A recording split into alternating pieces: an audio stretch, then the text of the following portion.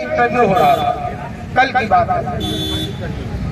उस इंटरव्यू में पत्रकार ने तमाम सवाल उनसे किया तो उन्होंने बहुत अच्छा जवाब दिया। मेरे ख्याल से आप लोगों के संज्ञान में होगा। उन्होंने कहा कि साहब 2014 में जब मोदी जी गुजरात के सीएम थे और पीएम के प्रत्याशी थे, तब उन्होंने अधिवक्ताओं का एक बहुत बड़ा सम्मेलन गुजरात में बुलाया था एज सीएम, और देश भर के अधिवक्ता, जो बड़े बड़े अधिवक्ता जिसमें शिरकत किए थे, और उसमें उन्होंने कहा कि जब भाजपा के अच्छे दिन आएंगे तो अधिवक्ताओं के भी अच्छे दिन आएंगे। और उन्होंने कहा कि साहब 2014 से लेकर 2024 10 साल व्यतीत हो गए, हम आज अधिवक्ताओं के अच्छे दिन कौन से आएंगे, हम उसकी प्रतीक्षा में आज भी अवेटिंग हैं।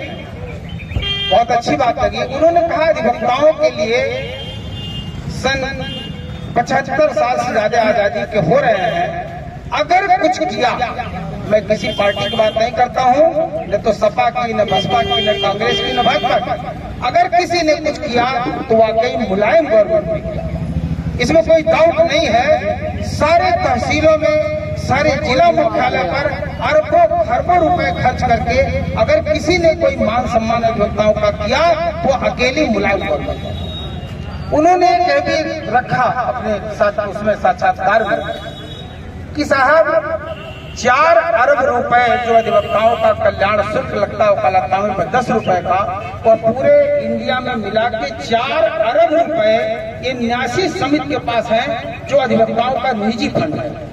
लेकिन चूंकि गवर्नमेंट के क्लच में है, गवर्नमेंट के आदमी उसको होल्ड करते हैं, उसमें किसी अधिवक्ता का कोई योगदान नहीं है। उनका बार बार निवेदन है कि जो 400 करोड़ रुपए न्यासी समिति में है, जो उत्तर प्रदेश गवर्नमेंट के क्लच में है, अगर उसमें से 20 लाख 70 साल से ऊपर अधिवक्ताओं का अगर बीमा कर दें तो भी पैसा कम नहीं पड़ेगा।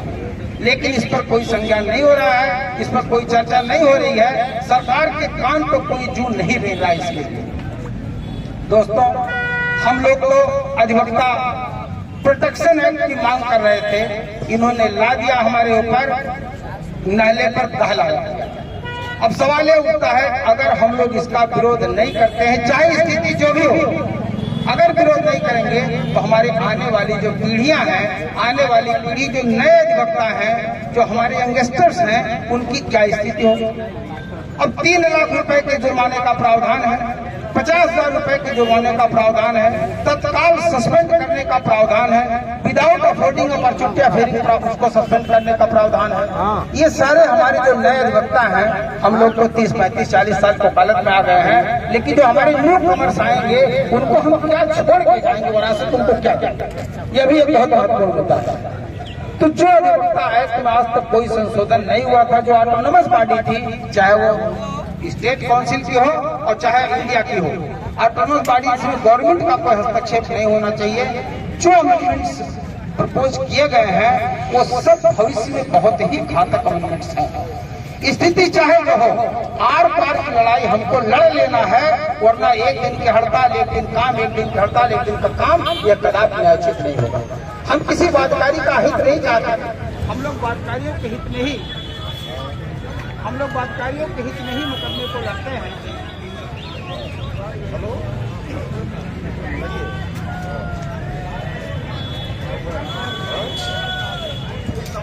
काला कानून वापस लो, काला कानून वापस लो।